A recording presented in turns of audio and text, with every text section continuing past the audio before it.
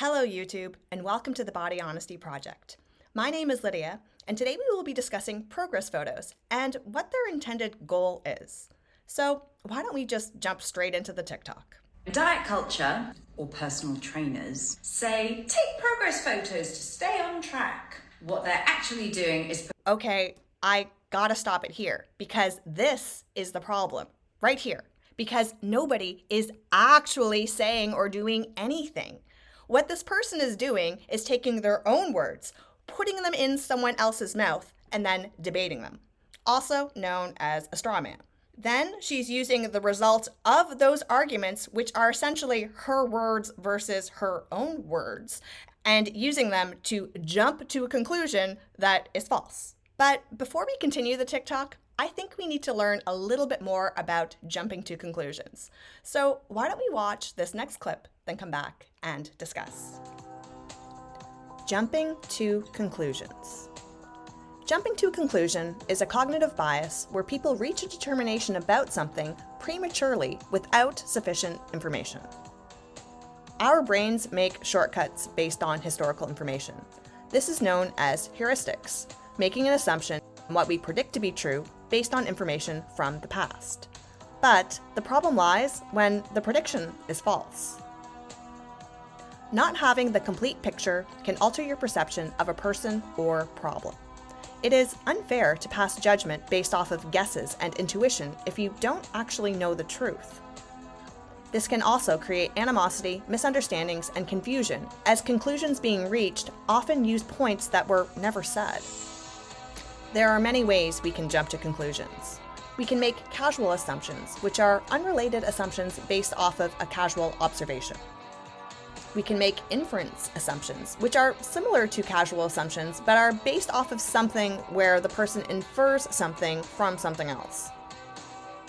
We employ mind-reading techniques, where we assume that we know what others are thinking or what the true intent of their message is, even if that's not what they said at all. We do extreme extrapolation, which is taking a minor detail and using it to conclude something major. We overgeneralize by taking one piece of information that applies to a specific case and applying it to all cases. And we label. We use generalizations and stereotypes on people without ever really knowing them. So how do we stop doing it? Stop and slow down. Question your initial thoughts and explore. Play devil's advocate for the other side. And listen.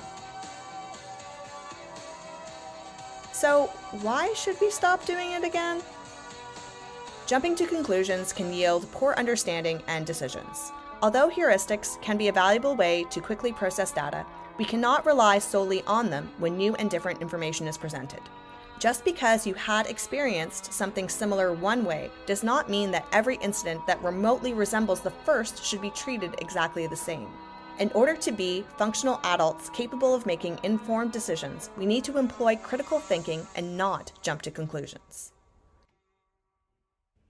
So now that we know a little bit more about this particular cognitive bias, let's now take a look at the conclusions that Laura is jumping to and see if we can label them. What they're actually doing is perpetuating the lie that us humans are healthier when we are smaller, which is simply not true. These transformation photos also demonize the before photo as someone that is not good enough just as they are. And what does this content say about somebody that looks like the before photo? It says you are not good enough as you are, and I had to go to extreme lengths to not look like you, and I'm being celebrated for that. Piggybacking onto fat phobia and body shaming. This content also regularly focuses around women, that a woman's primary focus in life should be to take up as little space as possible, masked as determination or discipline. Lastly, these photos belittle exercise simply down to a weightless tool, but it is so much more than that. I gotta hand it to Laura. She jumped to conclusions in every possible way. So why don't we discuss them more? The first conclusion that she jumped to with respect to progress photos was that smaller equals healthier. And nobody said that. All the progress photos show is a change. Before, did something, after. That is all. Yes, smaller can be a byproduct of becoming healthier. But smaller doesn't equal healthy, and nobody is saying that. She's also leaving out the fact that progress photos don't always mean weight loss, and a lot of the time they mean muscle gain. People are looking for more definition. They want to see when their muscles pop out. And most importantly, when you are on a weight loss journey and your body is recompositioning, you want to take notice of the visual changes that happen when the scale doesn't change. And that is why progress photos are helpful, because sometimes the scale doesn't move, but your body has actually changed. For many people, when they are healthy, they are also smaller. But that doesn't mean that being smaller means you're healthy. This is extreme extrapolation and overgeneralization. The next conclusion that Laura is jumping to is the demonizing of the before picture and what it says to people that look more like the before picture. And I think it says nothing about them.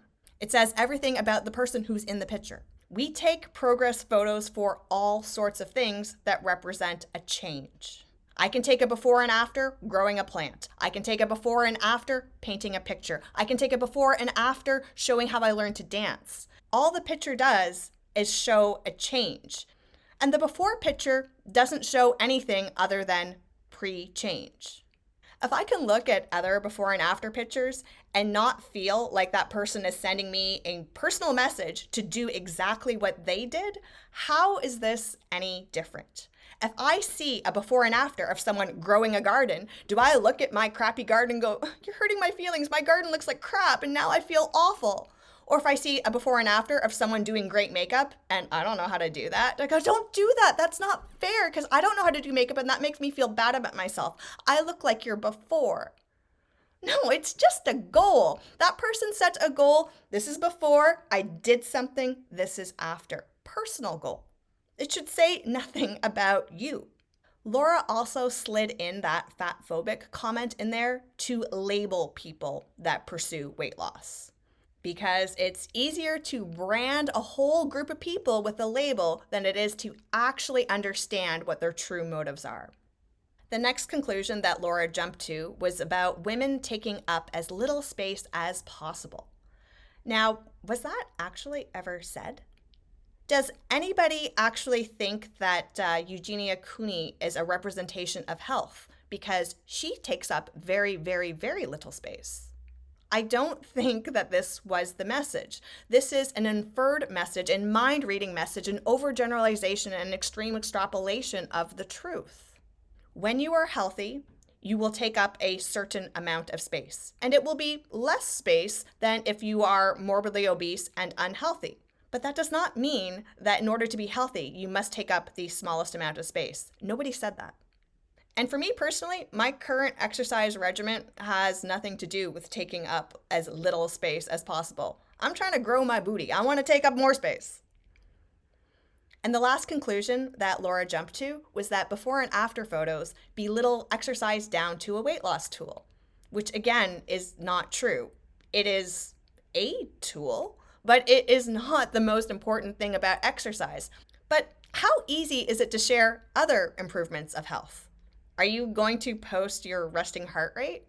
Are you going to post your blood sugar levels? Like, what exactly are you going to share in terms of the improvements of your health other than weight loss? Doing a before and after is a visual representation. But you know what? Most people post before and afters and they write a big long paragraph about how they feel, because you can't take a picture of how you feel. It's harder to extrapolate that. Sure, you can be smiling, but the before and after gives you the visual, and then you read the paragraph about what the person did and how they feel about themselves and how their health is better and how they have more energy and all that other good stuff, which really is the good stuff.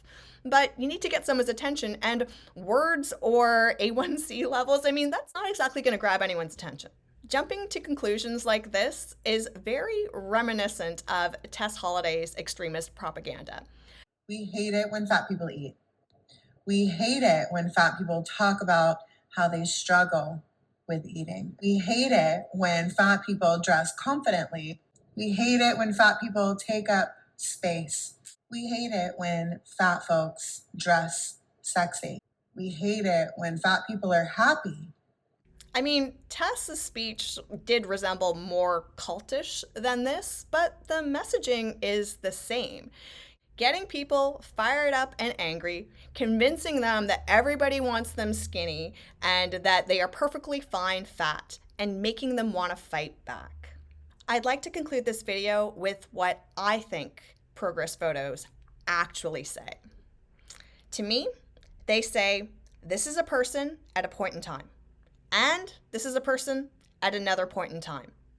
A change happened, and they're proud of it, and they want to share it. What does this say about everybody else? Nothing. Absolutely nothing.